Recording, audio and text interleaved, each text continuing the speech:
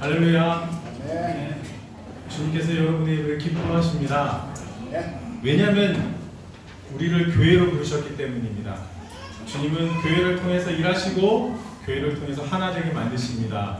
우리 한번 좌우 옆에 있는 분들을 향해서 한번 축복해 보실까요? 우리는 그리스도 안에 한 몸입니다. 그리고 주님이 당신의 예배를 기뻐하십니다. 우리 그 자리에 일어나서 함께 주님을 찬양하시도록 하시겠습니다.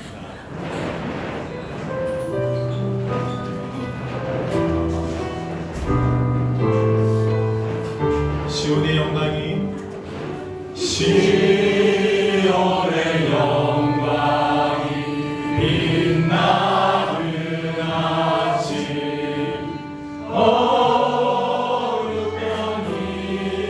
땅이 밝아오네 슬픔과 애통이 기쁨이 되리 시온의 영광이 비춰오네 시온의 영광이 빛나는 아침 매였던 종들이 돌아오네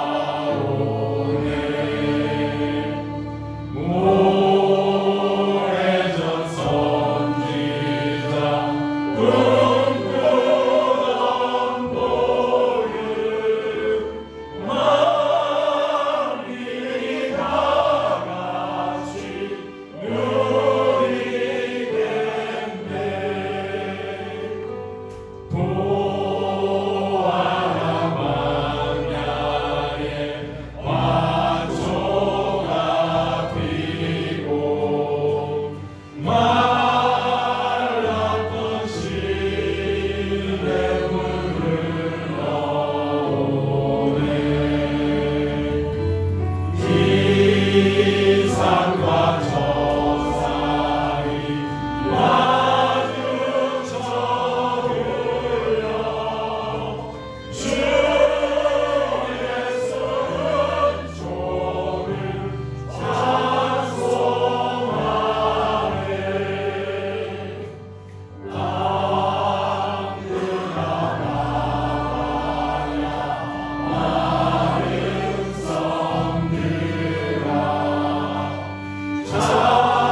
찬양을 주님께 드리려라 싸움과 죄악의 자복한 땅에 찬송이 하늘에 사무치네 그 주 예수 의지하니 진리 기쁨일세 평생 허락하였으니 의심할 수 없도다 예수 예수님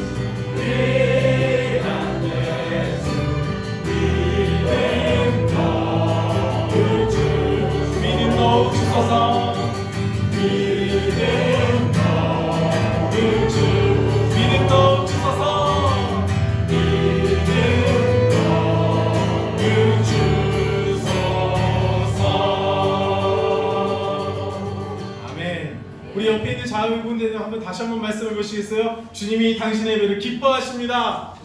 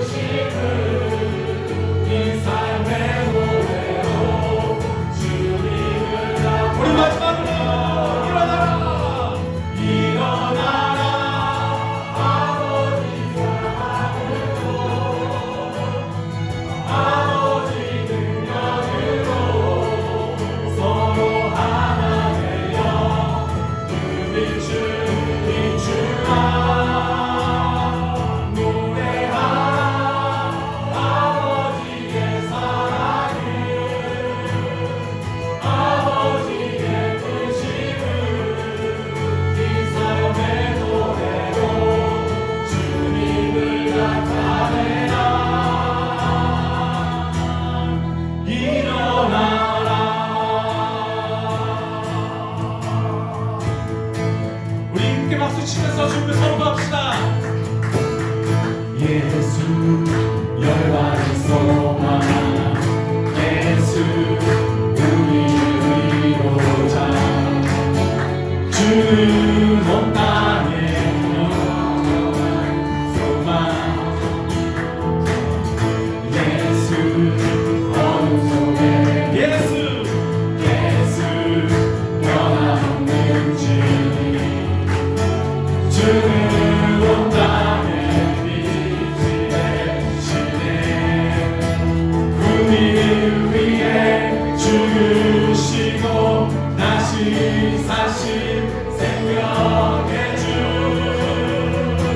주님만이 소망이요 변함없는 반석이라 주님만이 온 세상을 비추시네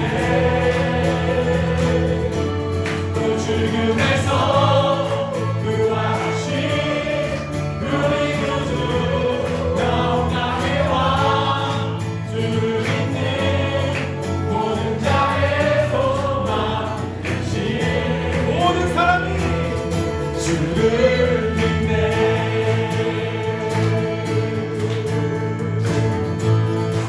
함께 선포하시겠습니다. 예수 열반의 소망 예수 우리의 위로자 주는 온 땅에 영원한 소망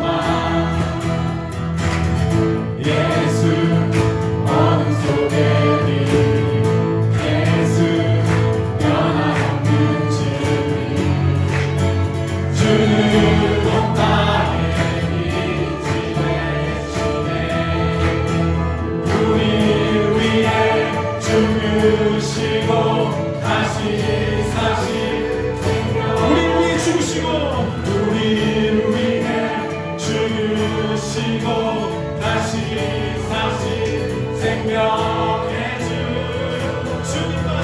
주님만이 소망이요 변함없는 반석이라 주님만이 온 세상을 비추시네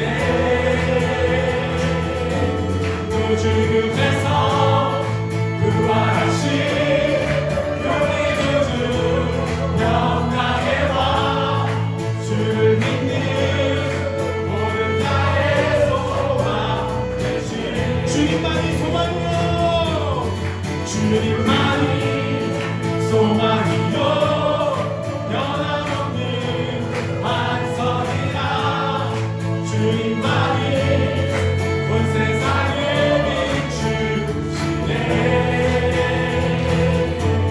또 죽음에서 부활하신 우리 구주 영광의 왕 주를 믿는 모든 자의 소망 되신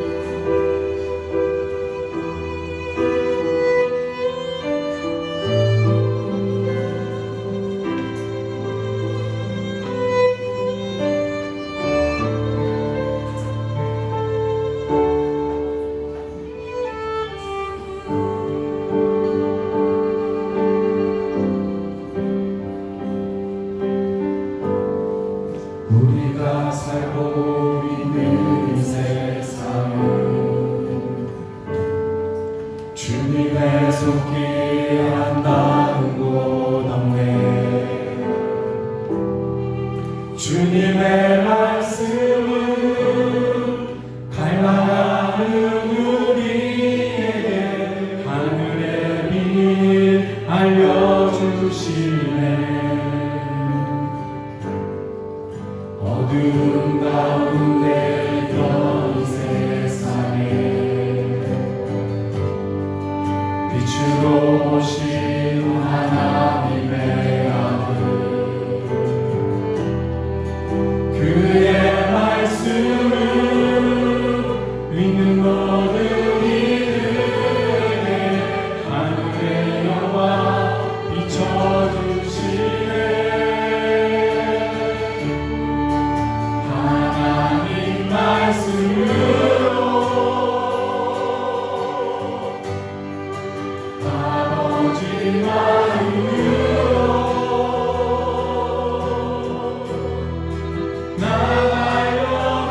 나가려갑니다. 나 돌아갑니다.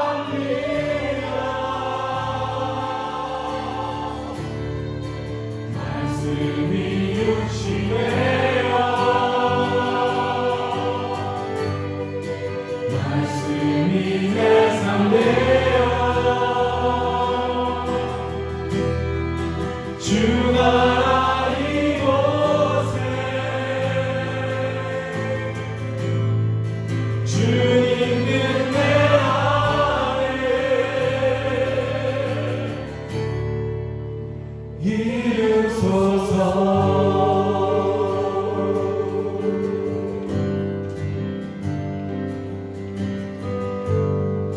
우리가 살고 있는 이 세상도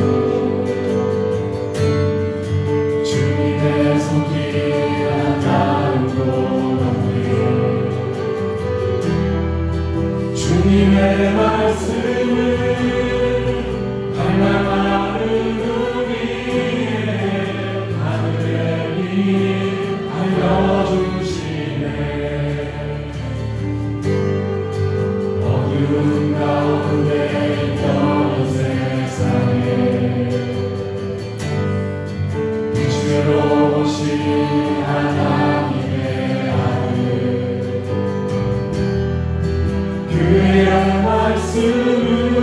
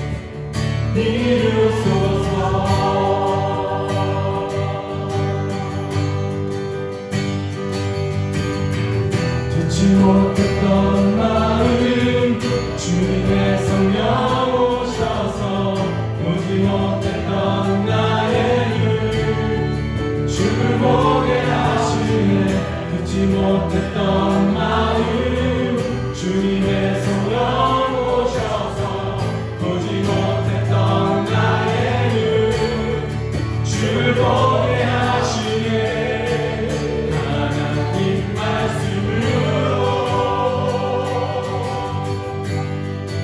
아버지 마음으로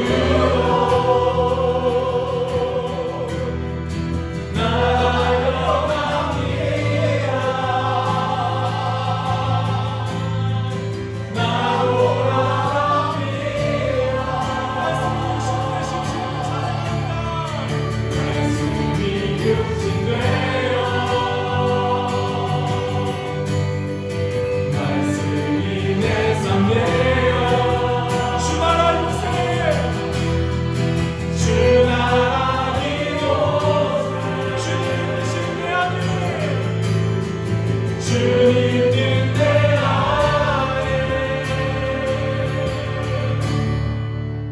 이루소서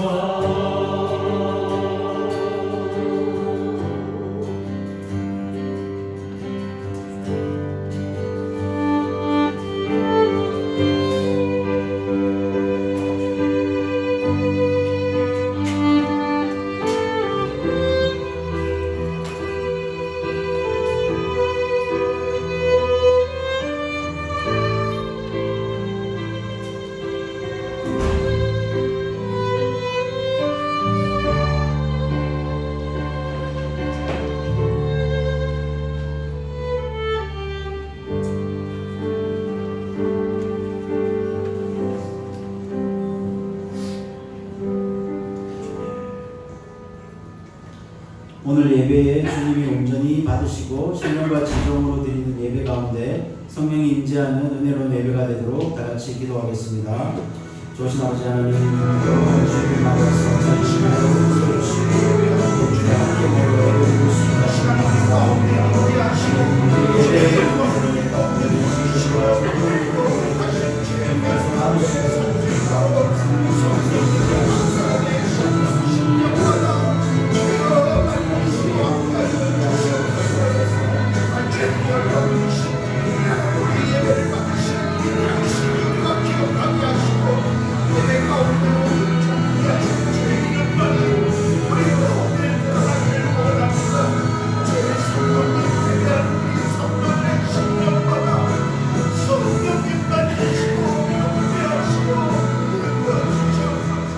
찬양을 인도하는 찬양팀과 그리고 숨은 곳에서 또 헌신하는 봉사하는 집사님들, 청소년 사역을 감당하는 전도사님, 조일학교를 이끄시는 사모님과 불가온 한인교회 목자이신 김기태 목사님을 위하여 기도하겠습니다. 조신 아버지 하나님, 이 예배를 위하여 기도하고 헌신하는 순수들을 주님께서 기억하시고 축하해 주시옵소서.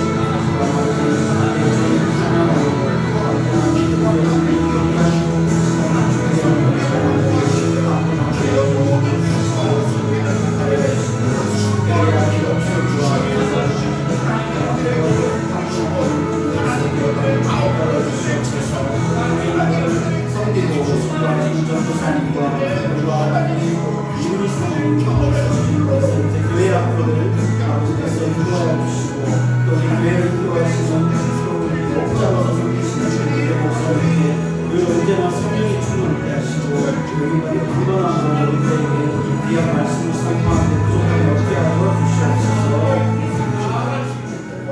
예배 후에 있을 침례식을 통해서 새로운 영혼들이 구원의 확신과 거듭남의 기쁨을 누리도록 그리고 모든 성도들이 기뻐하고 축복하는 귀한 시간이 되도록 기도하겠습니다. 조신 아버지, 예배에서 침례식을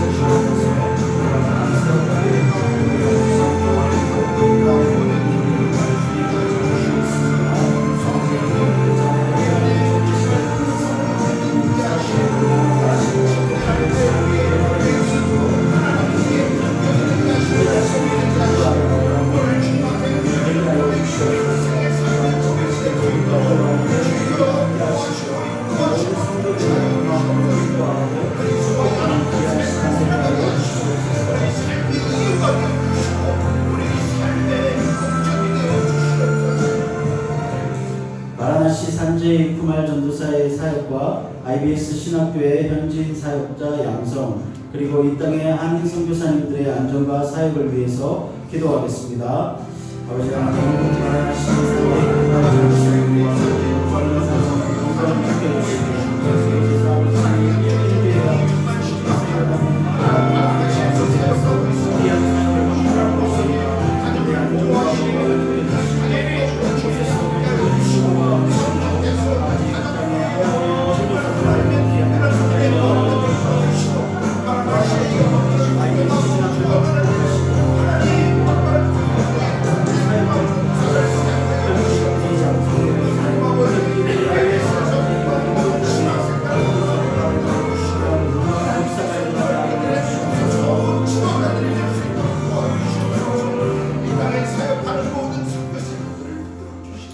새로 오시는 이원봉 목사님과 김민 사모님을 위해 모든 준비 과정이 어려움 없이 순조로울 수 있도록 기도하겠습니다.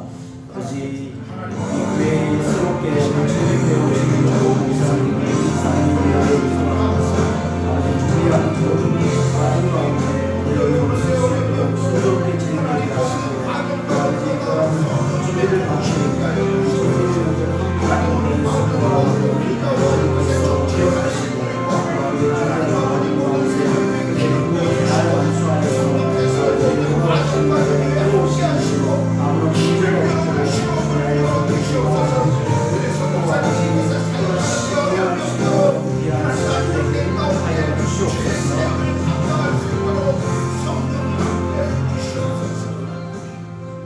참 좋으신 아버지 하나님, 오늘 예배를 위해 이 자리에 모인 성도들 한 분 한 분을 축복하시고 은혜롭고 귀한 예배가 되기를 기도합니다. 요즘 47도를 넘나드는 무더운 날씨 가운데 우리 성도들 모두가 건강을 잃지 않도록 보살펴 주시고 더위로 인해 이곳 길거리 아이들과 사람들이 피해 입지 않도록 그들에게 긍휼을 베풀어 주시옵소서. 주님, 김기태 목사님의 새로운 사역과 비전을 위해 기도합니다. 새로운 도전 앞에 움츠러들지 않고 확신과 담대함으로 나아가게 하시고 새로운 걸음을 위한 모든 준비들이 주님의 보호하심 가운데 순조로울 수 있도록 은혜 내려 주시옵소서. 재정적인 어려움뿐만 아니라 현장에서 맞닥뜨릴 모든 난관들 속에서도 형통할 수 있도록 늘 동행하시고 능력과 힘을 부어 주시옵소서.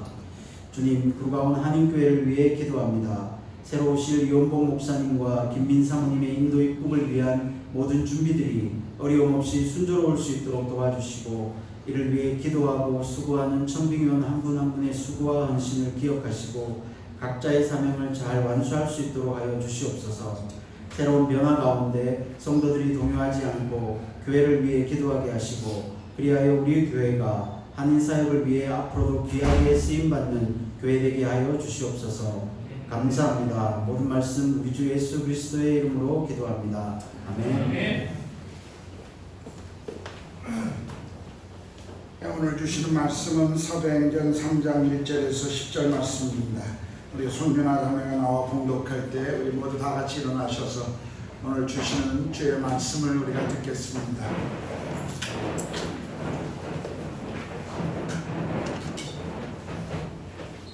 제9시 기도 시간에 베드로와 요한이 성전에 올라갈새 안에서 못 걷게 된 이를 사람들이 배고하니 이는 성전에 들어가는 사람들에게 구걸하기 위하여 날마다 미문이라는 성전문에 드는 자라. 그가 베드로와 요한이 성전에 들어가게 함을 보고 구걸하거늘 베드로가 요한과 더불어 주목하여 이르되 우리를 보라 하니 그가 그들에게서 무엇을 얻을까 하여 물어보거늘 베드로가 이르되 은과 금은 내게 없거니와 내게 있는 이것을 내게 주노니 나사렛 예수 그리스도의 이름으로 일어나 걸으라 하고 오른손을 잡아 일으키니 발목이 곧 힘을 얻고 뛰어서서 걸으며 그들과 함께 성전으로 들어가면서 걷기도 하고 뛰기도 하며 하나님을 찬송하니 모든 백성이 그 걷는 것과 하나님을 찬송함을 보고 그가 본래 성전 미문에 앉아 구걸하던 사람인 줄 알고 그에게 일어난 일로 인하여 심히 놀랍게 여기며 놀라니라.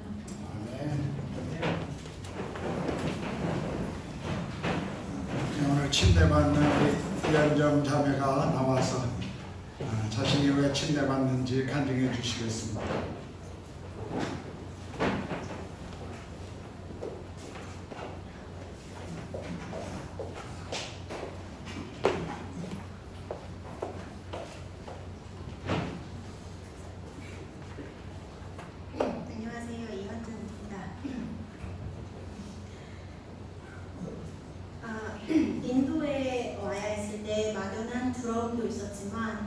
교회 생활이 누구에게나 주어지는 것이 아니기에 나도 아이들에게도 특별한 경험, 새로운 도전의 기회가 될 것이라는 희망을 품고 인도 땅에 왔습니다. 살아오면서 힘든 일이 있을 때마다 가족들이 있었기에, 친구들이 있었기에 고난에 허우적대지 않고 긍정적으로 살아왔습니다. 그래서 인도에서도 충분히 잘 해낼 것이라 나 스스로를 믿었습니다. 그런데 나를 믿고 따랐던 것이 모두 교만이었습니다.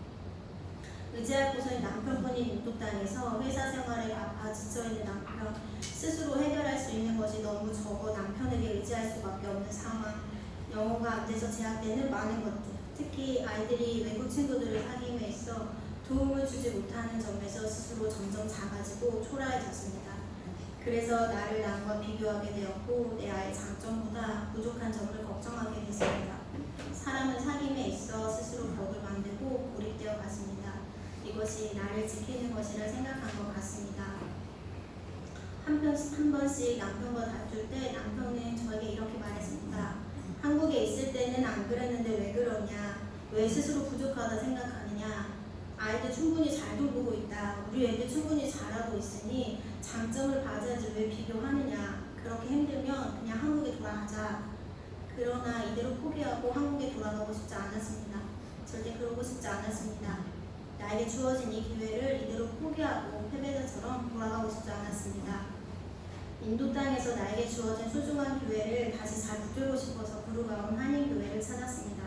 시어머니의 7년의 기도가 실현되는 순간이었습니다. 교회에 가라고 재촉하지 않으시고 1년에 한두 번 교회에 가면 좋다는 말씀만 하실 뿐이었습니다. 그러나 매일매일 자녀들을 위해 기도해 주셨고 그 응답으로 제가 교회를 스스로 찾게 하셨습니다. 땅에 떨어지는 기도는 하나도 없다는 얘기가 정말 맞는 말임을 저의 모습을 통해 증거하셨습니다. 처음에 일주일에 한 번 교회에 가서 찬양을 따라하고 말씀을 들으면서 어딘지 모르게 마음이 편안해지고 의지할 곳이 생긴 느낌을 받았습니다. 그러나 아이들처럼 순수한 마음이 아닌 머리로 생각하는 예수님이었기에 예수님의 나의 구주이심을 인정하기가 쉬운 일은 아니었습니다. 예수님을 알아가고 친해지려는 노력이 있어야 주님이심을 인정하게 되는 것을 이제는 확실히 압니다. 머리로 예수님을 믿는 것이 아닌 믿음으로 믿는 것임을 그렇기 때문에 계속 교제해야 한다는 것을 압니다. 믿음을 키워가는 과정에서 저에게 큰 힘이 된 두 단어가 있습니다. 그것은 지체와 자족입니다. 설교 말씀을 들으며 지체라는 말을 많이 들었습니다. 교회의 머리는 예수님이고 우리 성도들은 모두 예수님과 연결된 지체입니다. 저는 소속감을 좋아합니다. 어딘가에 소속되어 있을 때 안정감을 느끼는 것 같습니다. 그런데 낯선 인도에서 저는 우리 가정 단 한 곳에만 소속될 뿐 다른 어디에도 소속되지 못하고 있었습니다. 거기서 오는 불안감이 지체라는 답으로 예수님 나라에 소속되었다는 것으로 감소되었습니다. 하나님께서 저에게 연결해 주신 지체들을 통하여 의지할 곳을 얻게 되었습니다. 믿음을 키워가는 과정에서 지체들은 저의 불안한 마음을 잡아주었고 주님이 일하고 계심을 계속 일깨워 주었고 주님을 더 알아갈 수 있도록 도와주었습니다. 저는 이제 내가 믿고 의지할 곳은 주님뿐임을 압니다. 소중한 지체들을 저에게 허락해 주신 하나님 감사합니다. 두 번째 단어는 자족입니다. 빌립보서 강해 어떤 형편에서든지 자족의 기쁨 배우기 설교 말씀에서 자족의 뜻을 배웠습니다. 자족이란 내가 어떤 형편에 처하든 행복하고 감사하겠다는 태도입니다. 진정한 자족은 환경에 끌려가는 삶이 아니라 환경을 주도하는 삶입니다. 빌립보서의 성경 말씀은 물질적인 가난 속에서도 자족의 기쁨을 가져야 한다는 말씀이지만 저에게는 이 형편이 마음의 궁핍으로 와닿았습니다. 저는 물질적으로는 풍요로웠고 메이드와 기사가 나이를 도와주므로 육체적으로도 편했습니다. 그러나 저는 영어가 안 돼서 다른 엄마들처럼 외국인 친구들과의 플레이데이트를 마련해 주지 못했고 아이들이 다른 아이들보다 부족한 점을 보고 불안해하고 있었습니다. 이것이 바로 마음의 궁핍이었습니다. 자족의 기쁨은 남과 비교하지 않고 내가 가진 것 안에서 행복을 참고 감사하는 것인데 저는 늘 자신과 타인을 비교하며 내 아이를 다른 아이와 비교하며 불안해하고 있었습니다. 사실 아이들은 지금이나 그때나 충분히 잘하고 있었습니다. 저의 궁핍한 마음이 아이들을 자라는 면을 주목하지 못하고 비교하여 불안해하며 삶의 기쁨을 누리지 못한 것입니다. 이 설교 말씀을 듣고 나를 있는 그대로 바라보는 힘이 생기게 해달라고, 비교하지 말고 장점을 찾는 힘이 생기게 해달라고 기도했습니다. 그리고 지금은 나의 영어 실력이 성장하지도 않았으며 외국인 친구와의 플레이 데이트를 마련해주지도 못하며 내 아이들의 모습이 변화되지 않았음에도 불안하지 않습니다. 또한 비교로 인해 불편했던 마음보다는 기쁜 마음으로 타인을 칭찬해 줄 수 있고 남을 기도해 줄 수 있는 마음이 생겼습니다. 저는 이제 로마서 10장 9절 말씀처럼 제 입으로 예수를 주로 시인하며 하나님께서 그를 죽은 자 가운데서 살리신 것을 믿습니다. 또한 요한복음 5장 24절 말씀처럼 예수님 말씀을 듣고 하나님을 만나니 영생을 얻고 심판받지 아니하길, 사망에서 생명으로 옮겨지길 원합니다. 저는 아직 믿음이 어려 눈이 떠지지 않고 귀가 트이지 않았습니다.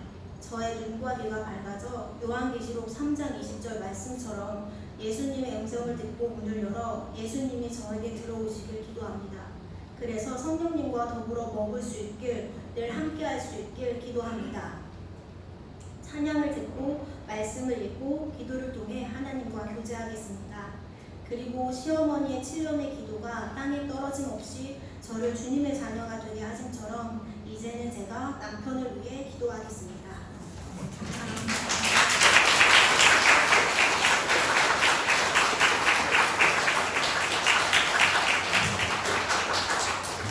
예, 감사합니다. 침례가 무엇인지는 이따 침례식 때 여러분들이 아마 듣고 보게 될 겁니다. 이 시간 또 침례받는 오늘 두 분의 간증은 우리가 우리 교회 밴드에 올려놓겠습니다. 여러분들이 나중에 또 간증들을 참조하시면 좋을 것 같습니다. 우리 오늘 왕이신 나의 하나님 이제 찬양하시면서 드려진 헌금 봉헌하겠습니다.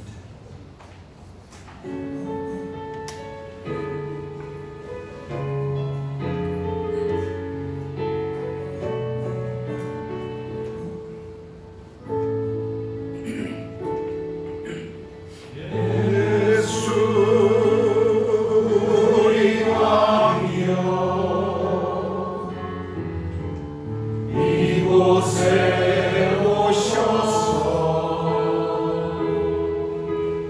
오다로 주여 임하사 찬양을 받아 주소서. 주님을 찬양하오니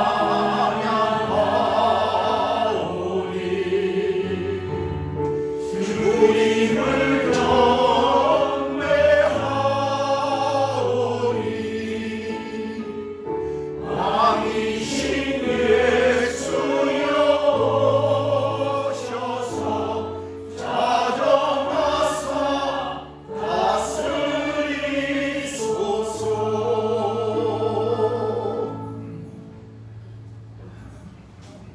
인생의 의미가 무엇인지, 진정한 가치가 무엇인지, 삶이 무엇 때문에 살아가야 하는지 우리가 알지 못하고 죄로 방황하고 우리 안에 있는 욕망을 쫓아 살아갈 때 주께서 우리를 먼저 찾아와 주시고 우리를 만나시고 십자가의 그 찍힌 손과 그 가슴의 창자국을 우리에게 보여주시면서 내가 너를 이렇게 사랑했노라고 말씀하셨던 주님을 기억합니다. 오늘 우리가 한 자매의 간증을 또한 듣습니다. 하나님, 우리 안에 늘 그렇게 만나주셨던 주님, 우리를 찾아와 주셨던 주님을 찬양합니다. 그 이유 때문에 우리가 주님을 예배하고 또 주님을, 주의 이름을 우리가 높이고 있습니다. 성령 하나님, 오늘 예배 가운데 우리가 처음 만났던 그 주님을 기억하게 하시고 그 주의 사랑 앞에 다시 우리의 사랑을 고백하는 시간 되게 하여 주시옵소서. 예배에 또 우리에게 주신 것 중에 일부를 하나님 나라와 교회의 필요와 그리고 이 땅의 가난한 이들과 선교를 위해 우리가 주님 앞에 헌금으로 드립니다. 물질이 사용되어지는 곳에 하나님 나라와 복음의 영광이 드러나게 하시고 물질을 드리는 모든 손길마다 복의 복을 더하시고 우리 인생의 진정한 공급자가 하나님이심을 늘 믿음으로 고백하게 하여 주시옵소서. 이 시간 우리가 또 주의 말씀을 듣기를 원합니다. 성령 하나님, 주의 말씀을 우리 가운데 선포해 주시고 주의 종들이, 주의 자녀들이 이 말씀 앞에 아멘으로 응답하며 말씀이 우리 삶의 십자가 되며 말씀이 우리 삶의 빛이 되고 등불이 되어 주시기를 간절히 기도합니다. 성령 하나님, 이 시간 온전히 주의 이름만이, 성령의 드러나심만이, 임재만이 우리 가운데 나타내 주시옵소서. 감사합니다. 우리 주님 예수 그리스도의 이름으로 기도드렸습니다. 아멘.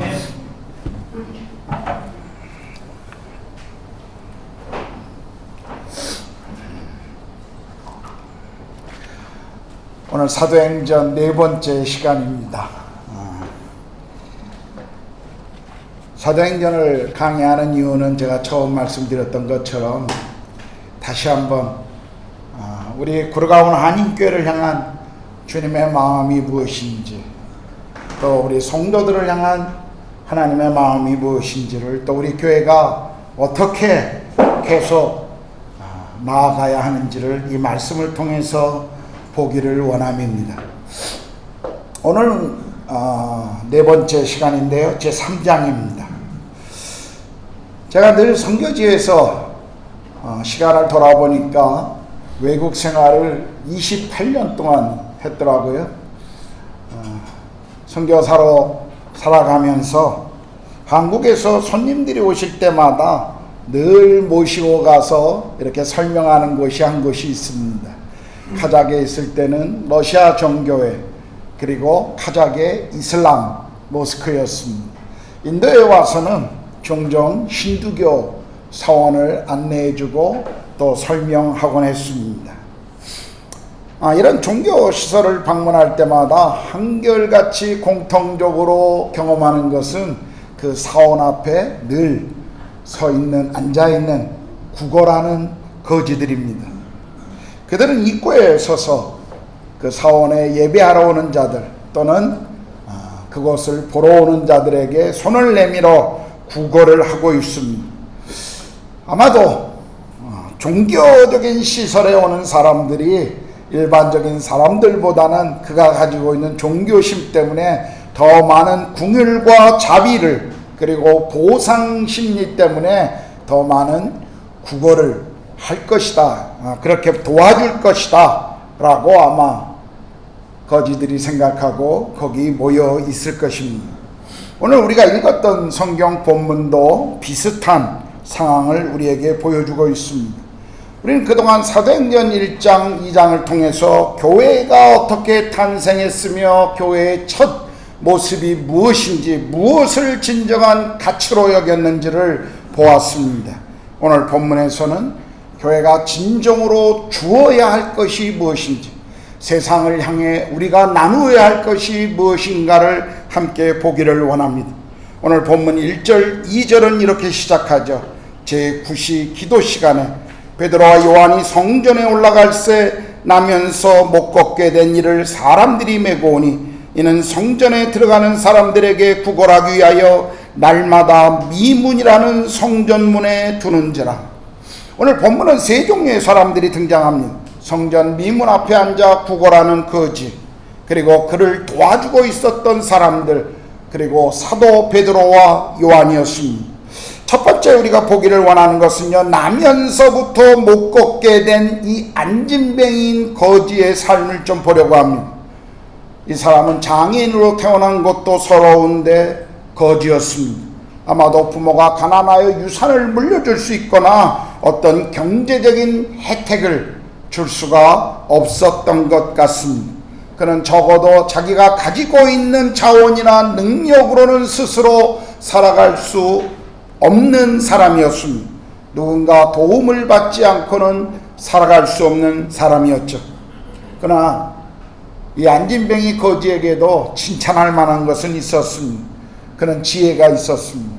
왜냐하면 국어를 어디서 하면 많은 돈을 받을 수 있을 것이다 라는 것을 적어도 이 사람은 알고 있었습니다. 오늘 그는 장소를 잘 선택했는데요, 미문이라는 곳에 앉아 있었다라고 말하죠. 미문은 그 성전에 예배하러 들어가는 자들이 예루살렘의 성전에 지금도 가보면 그 미문이 지금은 닫혀 있고 그 과거에 그 성전이 다 지금 무너진 상태이기 때문에 볼 수는 없습니다만, 과거 예루살렘 성전이 있던 자리에 그 조감도를 보면, 그 건축물을 보면 성소와 지성소를 들어가기 위해서 반드시 지나가야 할 한 문이 있었는데 그 문이 미문이었습니다. 그래서 사람들은 그 문을 아름다운 문, 이런 의미로 그 이름을 붙였던 것입니다. 거기에 앉아 있으면 아마 사람들의 주목을 받았고 또 오고 가는 사람들의 동정심을 느끼게 해서 아마 많은 적선을 하게 할 수가 있었을 것입니다. 또 하나의 이 사람의 칭찬할 만한 것은 굉장히 부지런했다는 것입니다. 오늘 성경에 보면 그는 날마다 나와 앉아 있었다라고 말합니다. 요 앞에 그 섹터 43 노타리 앞을 지나가다 보면 아마 여러분도 한두 번은 보았을 법한 한 머리가 하얀 한 노인네가 거기서 구걸을 합니다. 최소한 그 자리에서 저는 7, 8년 이상을 그 사람을 보았습니다. 그가 어느 동네에 살고 있는지도 압니다.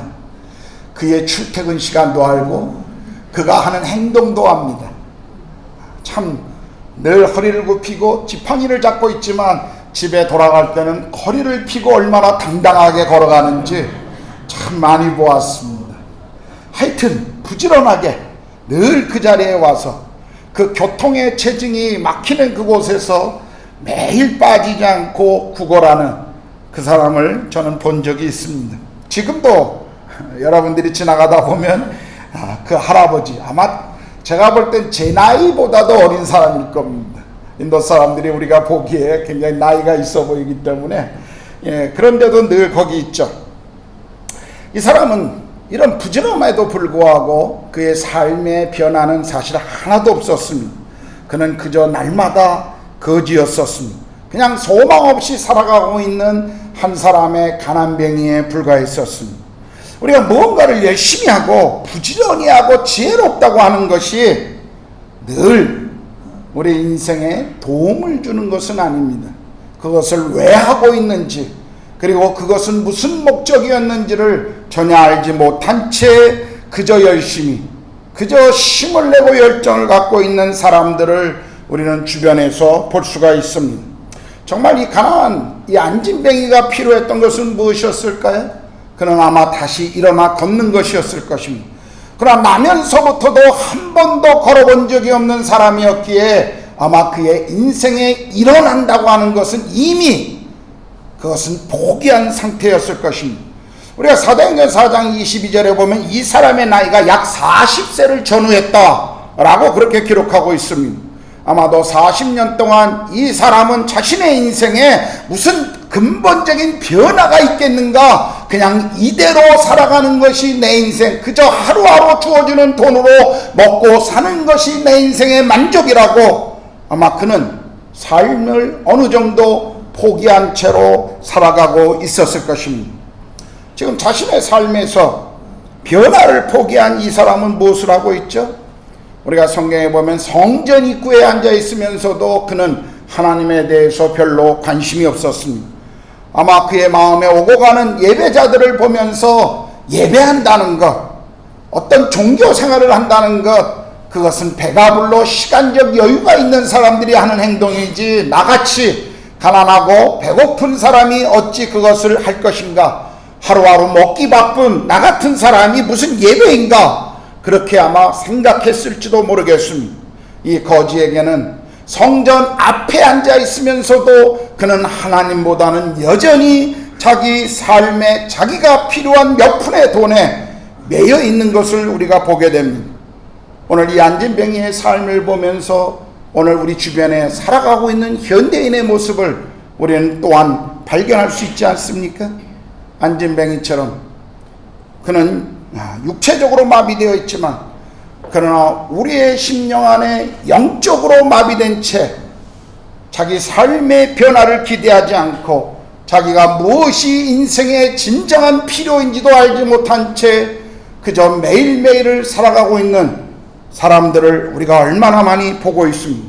정말 열심히 살고 있는데, 바쁘게 살고 있는데 자기의 필요만을 단순히 채우기 위해, 가족의 필요만을 단순히 채우기 위해서 정말 인생의 가장 중요한 것을 잊어버린 채 살아가고 있는 사람들, 우리 주변에 얼마나 많이 우리가 보고 있습니다. 아이들이 자라면서 가정의 필요는 점점 더 많아집니다. 그래서 남편들은 또 맞벌이를 하는 부부들에게 있어서는 그것의 필요를 채우는 것이 참 중요하다는 것 우리가 인정하고 다 압니다. 그거 잘못된 거 아니죠. 그런데 정말 인생의 진정한 가치가 뭘까 하는 것을 잊어버려서는 안 된다는 것입니다. 어떤 분이 그런 고백을 하는 것을 제가 읽은 적이 있어요. 처음 결혼하고 신혼부부였을 때 작은 방 2개가 있는, 그리고 화장실이 하나 있는 그런 집을 얻어서 행복한 신혼생활을 시작했습니다. 2 사람만 있을 때는 그 작은 집이 그저 행복한 장소였습니다. 어느덧 아기가 태어나고 아이가 자라니까 화장실 하나를 가지고 사용한다는 것이 참 불편했습니다. 그래서 그는 화장실이 좀 하나 더 있는 더 큰 아파트를 원했습니다. 그래서 최선을 다해 달려가며 돈을 모았습니다. 쓸 거 안 쓰고, 남들 여행 갈 때 여행 가지 않고, 남들 가정을 위해 뭔가 할 때 화장실 하나 더 딸린 집을 위해서 모든 시간을 거기에 집중했습니다. 그리고 수년이 흐르고 난 이후에 마침내 화장실 하나 더 딸린 아파트를 갖게 됩니다. 아이들은 자랐고요. 그리고 아이들은 더 커가면서 화장실이 하나 더 있으면 좋겠다, 방마다 화장실이 하나 더 있으면 좋겠다라는 생각을 갖습니다. 또 거기에 집중합니다. 어느덧 그런 집을 갖게 되었지만 그의 인생의 노후와 은퇴를 경험할 수 있는 나이에 도달하게 됩니다. 인생을 돌아보니까 내 인생은 화장실을 위해서 달려왔구나, 그 화장실 하나 더 얻기를 위해서 내 삶은 달려왔구나를 돌아보며 후회하는 글을 저는 읽은 적이 있습니다. 사람들의 모습이, 우리는 웃지만 실제 우리의 모습이 그런 모습일 때가 얼마나 많이 있는지 모릅니다. 사람들은 다른 사람들의 인정을 받으려고 정신없이, 하나님 없이 인생을 달려가는 사람들이 있습니다. 자기 안에 있는 욕망을 위해 하나님 없이 살려고 하는 사람들도 있습니다. 하나님을 알지만 의도적으로 하나님으로부터 도망치려는 사람들이 있습니다. 그렇지만 우리가 하나님 없이 무언가를 채우려고 하는 것, 그것은 우리가 잘하는 것처럼 우리 인생을 공허하게 할 뿐이라는 사실입니다. 혹시 여러분도 성전 미문에 앉아있는 안진뱅이 거지처럼 교회 예배에는 나와 있지만 하나님 없는, 하나님 없이 살아가는 인생을 꿈꾸고 있지는 않습니까?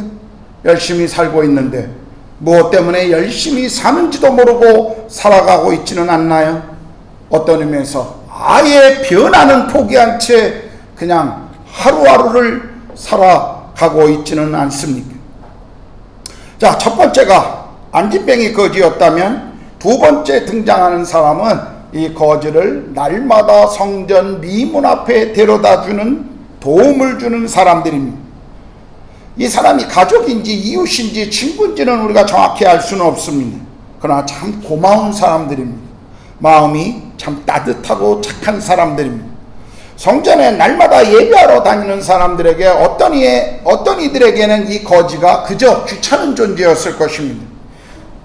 어떤 사람들은 그냥 불쌍한 마음으로 지나갈 때마다 돈 몇 푼 던져주고 가는 사람도 있었을 것입니다. 어떤 사람들은 좀 더 궁유를 가지고 그런 사람들의 모습을 쳐다보고 또 이렇게 적선한 사람도 있었을 것입니다. 어떤 사람들은 그냥 지나치기도 하고 어떤 이들은 종교적인 마음 때문에 의무감에 돈을 주는 사람도 있었을 것입니다. 그런데 도움을 주었던 이 사람, 매일 이 안전뱅이를 성전 미문 앞에 데려준 이 사람들 얼마나 훌륭한 사람들입니까? 그럼 우리가 인도에 와서 살면서 가나안 사람들을 보면서 또 인도의 이 환경을 보면서 우리 마음이 얼마나 화가 나고 또 힘이 들 때가 있지 않습니까?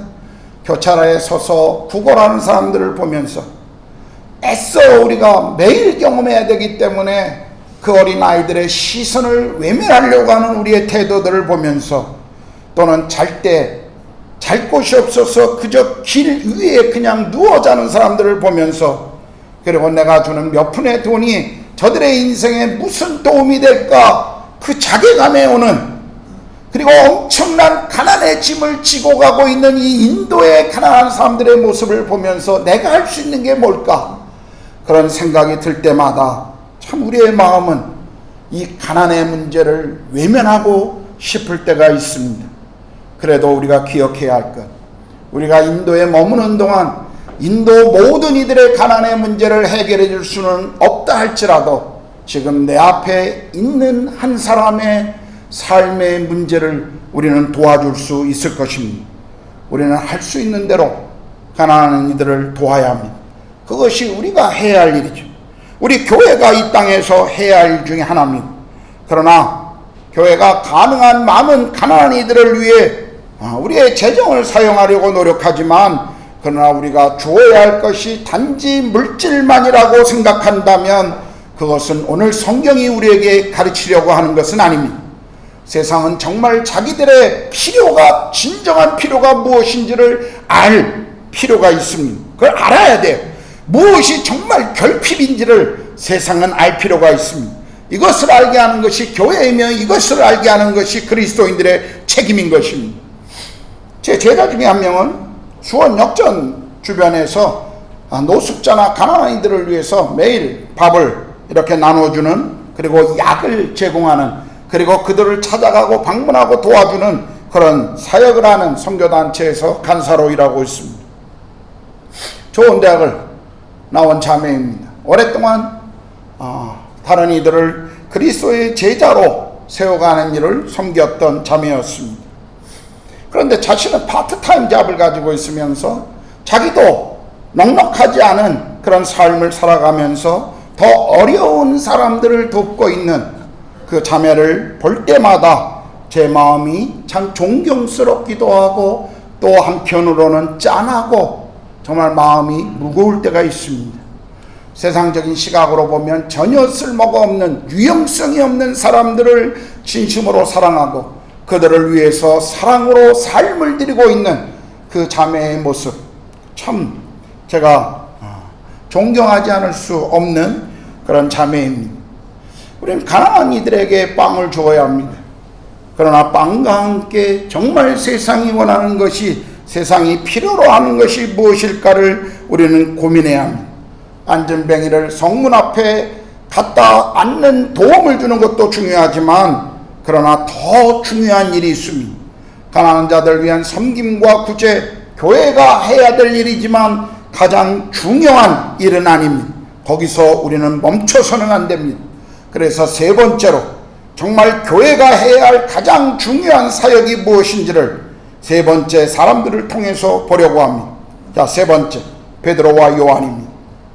오늘 본문을 보면 베드로는 성전에 올라간 이유가 기도하러 올라갔다라고 성경은 말합니다. 유대인들은 하루에 3번 기도하는 습관이 있었습니다. 여러분 생각해 보십시오. 베드로와 요한은 오순절날 성령 강림과 함께 성령의 충만함을 경험한 사람이었습니다. 그럼에도 불구하고 그는 매일 기도의 시간을 지금 계속 지키고 있습니다. 우리가 어제의 성령 충만이 그리고 과거 어느 때 우리가 경험했던 그 하나님과의 경험이 우리의 삶의 평생을 끌고 가는 것은 아니다 하는 것을 우리 모두는 알고 있습니다. 우리는 매일매일 주님과 동행하는 삶이 필요합니다. 다이어트를 한다고 몇 끼를 굶다가 배가 고파서 폭식을 하는 것은 오히려 다이어트 하지 못하다는 것 우리가 알고 있지 않습니까? 제 아내가 항상 저를 구박하는 것 중에 하나가 그겁니다. 그냥 먹어. 그냥 정시에 주는 대로 먹어. 뭐 다이어트 한다고 맨날 그렇게 안 먹다가 갑자기 폭식하냐고 제가 아내한테 맨날 구박을 받아요. 그래도 마음은 다르죠. 마찬가지예요. 우리의 신앙생활도 마찬가지입니다. 우리가 무언가를 과거에 경험했다고 하는 한 가지가 지금 우리의 삶을 끌고 나가는 것은 절대 아닙니다. 성령 충만을 우리가 지속하기 위해서는 날마다 기도하고 주님을 예배하는 것이 필요합니다. 베드로와 요한이 그랬습니다. 그들은 정기적으로 기도하기 위해 성전에 올라가고 있었습니다. 우리가 지칠 때, 우리가 포기하고 싶을 때, 우리가 연약할 때 우리를 다시 강하게 하는 것이 기도며 예배라는 사실을 우리는 압니다. 우리가 아무리 바쁘고 우리가 아무리 정신없다 할지라도 기도와 예배는 우리가 포기할 수 없는 그리스도인들의 삶의 우선순위인 것입니다. 우리가 예배를 드리는 이유도 마찬가지입니다. 한 주간 동안 삶을 통해서 우리의 현장에서 우리의 예배를 받으셨던 그 하나님, 다시 공동체 예배 가운데 나와 그 하나님을 높이고 다시 성령의 임재를 경험하며 그리고 새로운 힘을 공급받고 또 한 주 우리를 부르신 삶의 현장으로 우리가 교회되어 나아가는 것이 바로 예배가 우리에게 중요한 것 아닙니까? 우리는 우리의 신앙생활에 있어서 하나님과 이웃을 사랑한다고 하는 것 참 중요합니다. 그런데 이 순서가 바뀌어서는 안 됩니다. 하나님을 먼저 사랑해야 합니다. 하나님을 먼저 사랑하는 이들이 이웃을 사랑하는 것입니다. 우리가 하나님을 사랑하고 그분을 만나지 않고서는 우리는 이웃을 사랑할 수 있는 능력이 우리 안에 없다고 하는 것을 우리는 발견할 수밖에 없습니다. 이제 베드로와 요한이 성전에 기도하러 들어가고 할 때 거지가 이 베드로와 요한과 마주칩니다. 그리고 쳐다보았습니다. 이 구걸하는 사람들은 상대방의 마음을 참 움직이는 그런 능력이 있어요. 정말 그 불쌍한 표정, 그 행동, 참 우리의 마음을 움직입니다.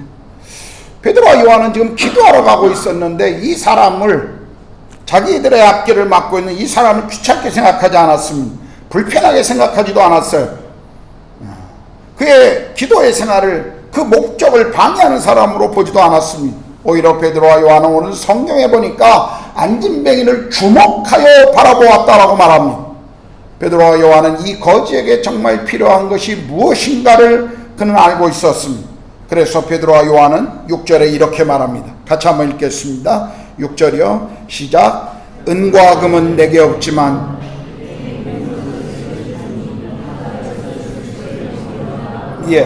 여기 보면 은과 금은 내게 없지만 내게 있는 이것을 내게 주노니 나사렛 예수 그리스도의 이름으로 걸어라. 아마 이 안진뱅이 거지는 몇 푼의 돈을 얻기 위해서 그 목적으로 베드로와 요한을 바라보았을 것입니다. 그렇지만 베드로와 요한이 은과 금이 없다라는 말에 아마 이 거지는 실망했을지도 모릅니다. 베드로와 요한은 거지의 인생에 몇 푼의 돈이 아니라 더 중요한 것이 무엇인가를 알고 있었습니다. 우리가 성경 고린도후서 4장 18절에 보면 우리가 주목하는 것은 보이는 것이 아니요 보이지 않는 것이니 보이는 것은 잠깐이요 보이지 않는 것은 영원함이라고 말씀하십니다. 보이지 않지만 영원한 가치를 알고 있었던 베드로 요한에게 있어서 이 사람의 필요가, 궁극적 필요가 무엇인가를 지금 그들은 알고 있었던 것입니다. 자신들이 나누어줄 돈은 없을지 모르지만 그러나 자신들이 가지고 있는 가장 귀한 것을 베드로와 요한은 나누고 싶었습니다. 그래서 베드로와 요한은 안진뱅이 거지에게 그의 인생의 가장 중요한 것, 그것을 주기로 결정했던 것입니다. 바로 예수 그리스도이십니다. 예수 그리스도야말로 우리가 가지고 있는, 그리고 우리가 누군가에게 줄 수 있는 가장 귀한 선물이지 않습니까? 교회가 이 땅에 존재하는 이유도 예수 그리스도를 주기 위함입니다. 오늘날 사람들은 교회에 대해서 많이 오해합니다. 교회가 어떤 기관보다도 많이 구제해야 한다고 말합니다. 더 많이 구제합니다. 사실 한국에서 가난한 이들을 위해 가장 많이 구제하는 기관은 교회입니다. 그것은 우리가 부인할 수가 없습니다. 각각의 교회들이, 각각의 이 나누어진 교회들이 각각 구제하고 섬김의 활동을 하고 있기 때문에 사실 드러나는, 사회에 드러나는 것이 없을 뿐이지 한국 사회에 교회의 섬김이 없이는 가난한 자들을 정부가 다 책임질 수 없을 정도로 교회가 사실은 그러한 일들을 하고 있습니다. 사람들이 그걸 모를 뿐이죠. 사람들은 더 많이 해야 된다고 말해요. 어떤 이들은 교회가 더 문화적인 프로그램들을 가지고 도움을 줘야 한다고 합니다. 어떤 이들은 사회적 정의를 교회가 외쳐야 한다라고 말합니다. 물론 이런 사역들이 교회에 필요합니다. 그러나 교회가 이 땅에 존재하는 이유, 하나님이 이 땅에 교회를 세우신 가장 중요한 이유는 인간의 진짜 내면의 진짜 진짜 근원적인 이 실제적인 문제를 다루는 곳에 있다고 하는 것을 우리는 잊지 말아야 합니다. 교회는 문화센터가 아닙니다. 교회는 상담소가 아니고 구제소가 아니고 영혼을 치료하고 회복하는 것입니다. 인간의 문제는 지성이나 감성에 있는 것이 아니라 인간 내면의 영혼에 있다는 것을 성경은 우리에게 말합니다. 인간만이 다른 피조물과 구별되는 유일한 그것은 하나님이 우리 가운데 주신 그분의 영혼을 가지고 있는 존재들이라는 것입니다. 영혼이야말로 인간의 존재의 본질이며 삶의 중심입니다. 그러므로 영혼이 마비되었다. 하나님 없이 인생을 살아가는 그 사람들, 영혼이 마비된 사람들은 삶의 가장 중요한 것을 잃어버리고 있는 삶이라는 것을 우리는 세상을 향해서 선포해야 합니다. 오늘 세상은 하나님을 알지 못하기 때문에 어떻게 살아야 하는지, 어떻게 죽어야 하는지를 알지 못하고 방황하고 있습니다. 그러므로 교회가 이 땅에 존재하는 이유는 무엇보다도 우리의 영혼이 하나님으로부터 떠나 살아갔던 이 죄로부터 구원받고 하나님의 관계를 회복하는가를 말해주는 것입니다. 오늘 베드로와 요한은 안진뱅이뿐만 아니라 이 세상에서 가장 필요한 것이 무엇인지를 말해주었습니다. 여러분은 무엇을 원하십니까? 더 많은 돈인가요? 더 높은 직위에 올라가는 것입니까? 오늘 성경이 우리에게 말씀하고 있는 복은 이런 것과는 전혀 상관이 없습니다. 내가 더 많이 누리고 더 많이 잘되고 더 많이 가진 우리 안에 있는 그 욕심과 욕망과는 성경의 복이 아무런 관계가 없다고 우리에게 가르치고 있지 않습니까? 우리 주변의 세상의 문화는 네가 가지고 있는 것으로 너를 증명하라고 우리에게 소리칩니다.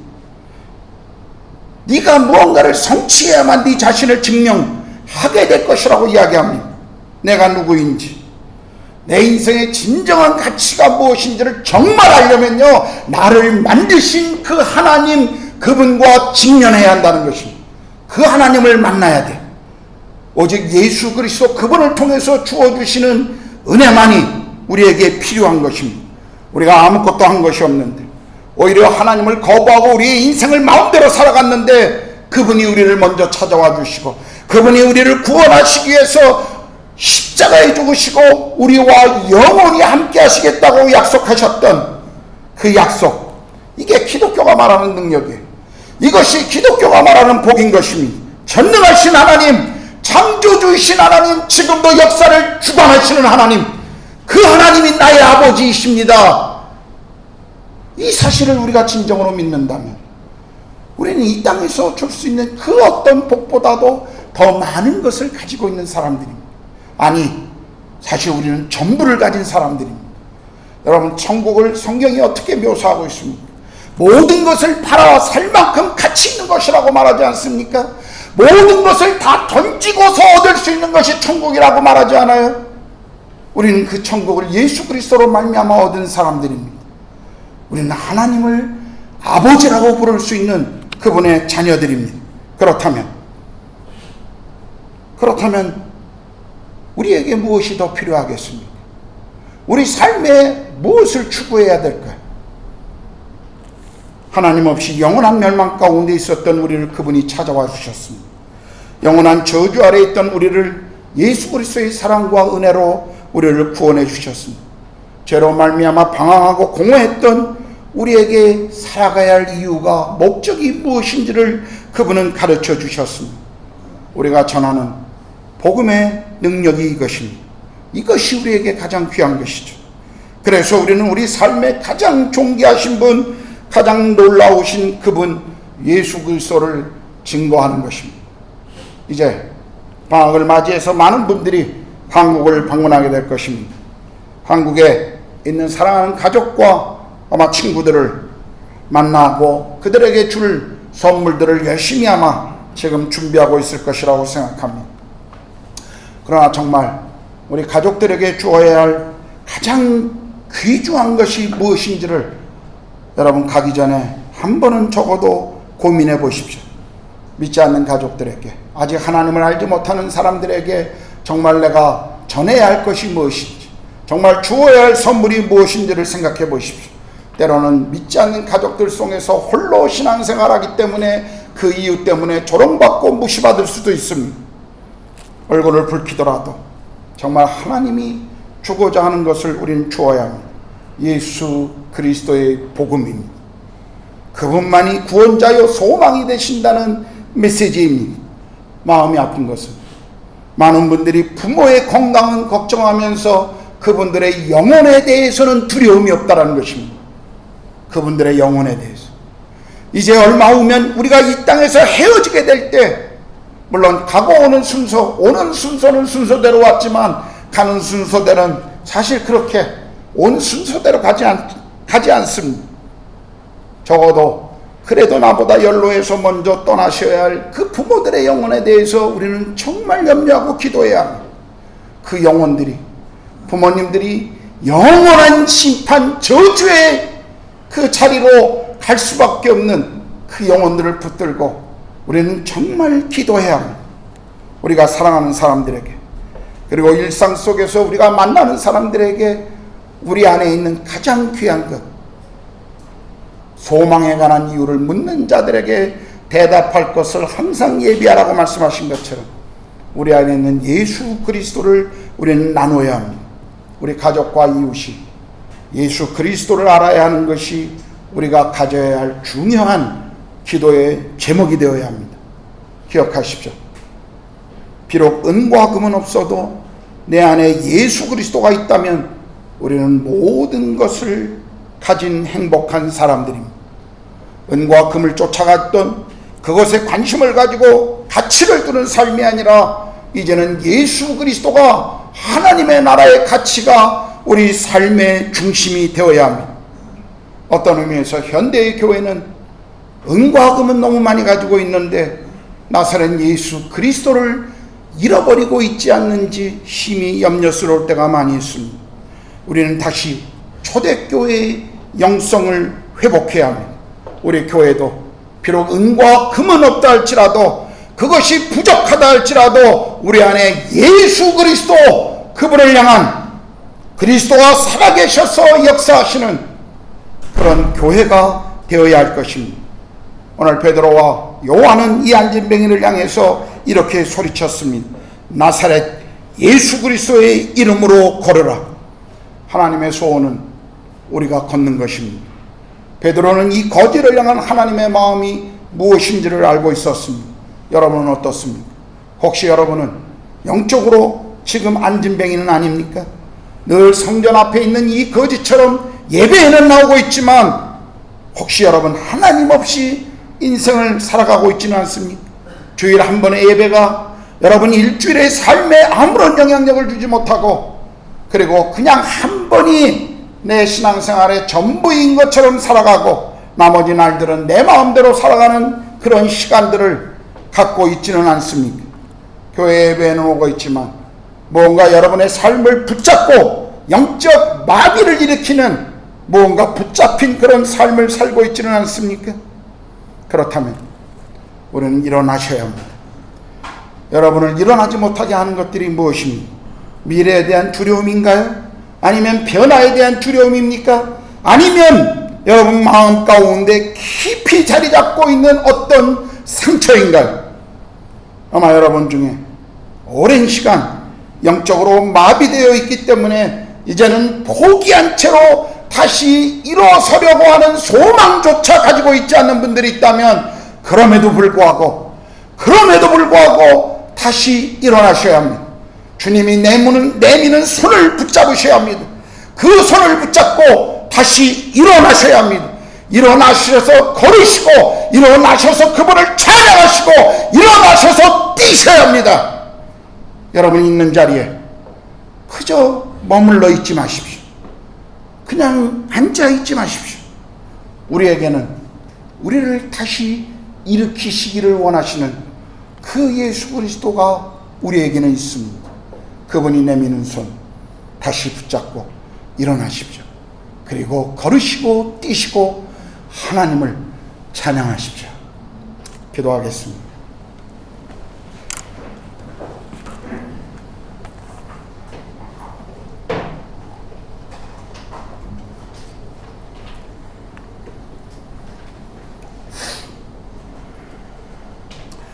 말씀을 기억하면서 우리 같이 좀 기도하겠습니다. 오늘 나의 삶에 나의 자리에서 일어나지 못하게 만드는 나를 포기하고 마비시키는 것이 무엇인가 한번 생각해 보십시오. 어떤 두려움인가요? 어떤 염려인가요? 어떤 욕망인가요? 어떤 상처인가요? 하나님, 내게 찾아와 주시고 내게 다시 손을 내미시는 그 주님의 손을 잡겠습니다. 그리고 이 시간 다시 일어나겠습니다. 다시 걷고 주님과 함께 뛰겠습니다. 그리고 주님을 찬양하겠습니다. 주님, 제가 다시 주님의 손을 잡습니다. 우리 주님 앞에 그런 고백의 기도를 드리면 좋겠습니다. 기도합시다. 하나님, 제 삶에서도 하나님 주님의 손을 하나님 붙잡고 날마다 걸으며 뛰며 주님을 찬양하기를 원합니다. 주님의 손을 붙들고 다시 일어나 주님과 그렇게 뛰고 찬양하며 주님과 함께 걷겠습니다. 제 삶에 어떤 환난과 풍파와 고난이 찾아온다 할지라도 제 삶의 부르심이 제가 살아가야 할 이유 주님 때문임을 잊지 않겠습니다.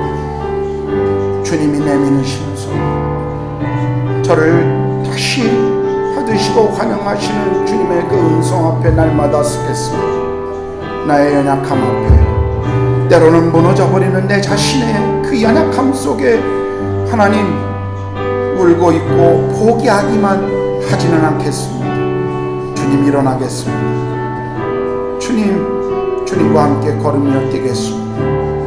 오늘 우리 성도들에게도 주님 내미시는 손을 하나님 성도들이 붙들고 주님과 함께 다시 일어나게 도와주시옵소서.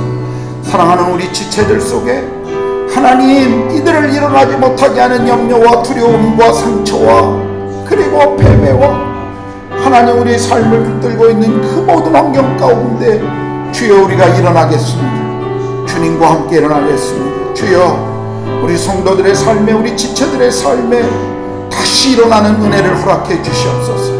다시 일어나 주님과 뛰는 은혜를 허락해 주시고 주님을 찬양하며 주님과 걷게 해 주시옵소서.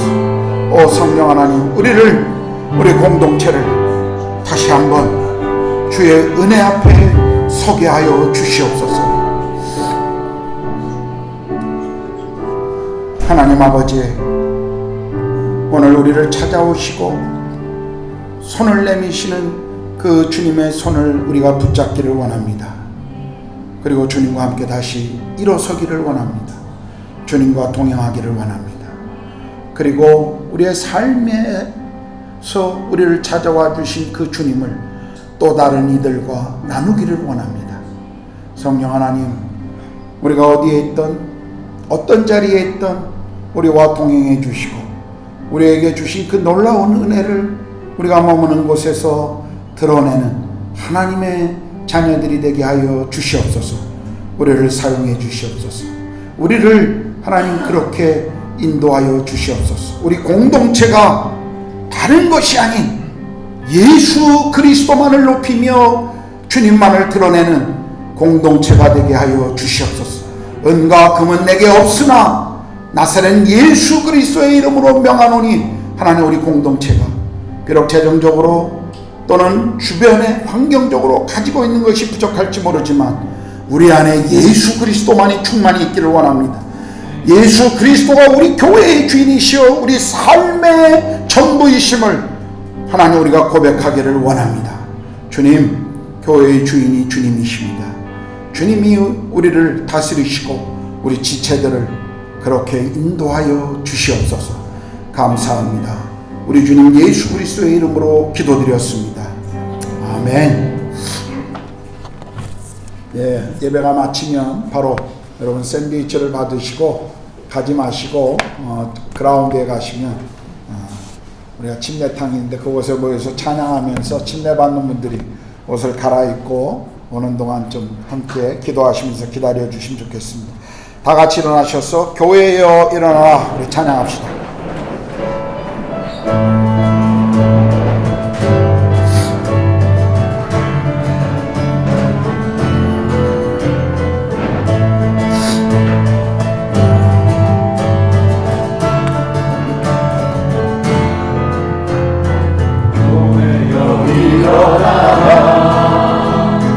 주께서 부르시니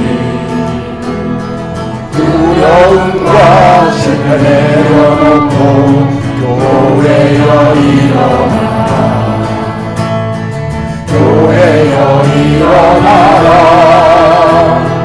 주께서 보내시니 우리 부르신 산자리에서 교회여 일어나라 세상에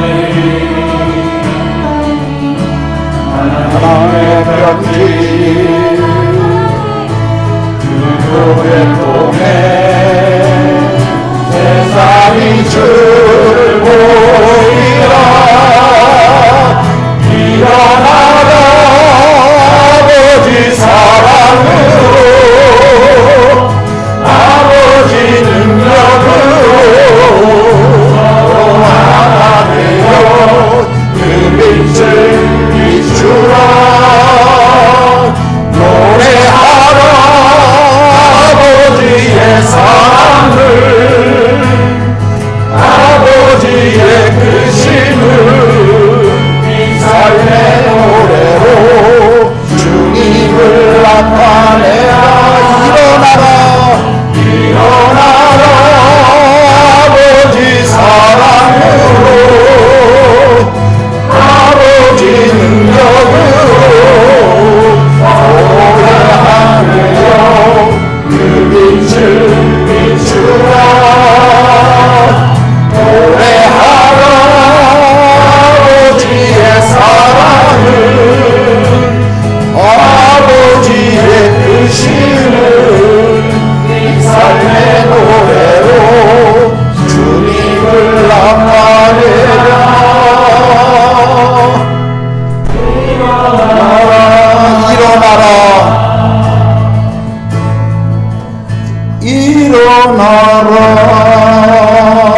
일어나라. 이제는 우리 주님 예수 그리스도의 그 크신 은혜와 또 우리 가운데 그 아들을 보내시기까지 우리를 사랑해 주신 그 하나님의 그 놀라우신 그 크신 사랑하심 그리고 우리 안에 오셔서 내주하시고 우리를 주님 나라 주님을 다시 만나는 그때까지 하나님의 나라의 자녀로 믿음으로 보존하시고 인도하시는 성령님의 그 내주하심과 교제하심이 또한 주 우리를 부르신 곳에서 하나님과 이웃을 위해 살아가기를 소망하는 하나님 나라의 가치를 드러내기를 소망하는 우리 구르가온 한인교회 모든 지체들 위해 그리고 우리 자녀들과 우리의 산업 위에 이 땅에서 복음을 위해 생명을 드리고 계시는 모든 선교사님들과 그 자녀들과 사역의 열매 위에 이제로부터 영원토록 함께 하시기를 간절히 축원하옵나이다. 아멘.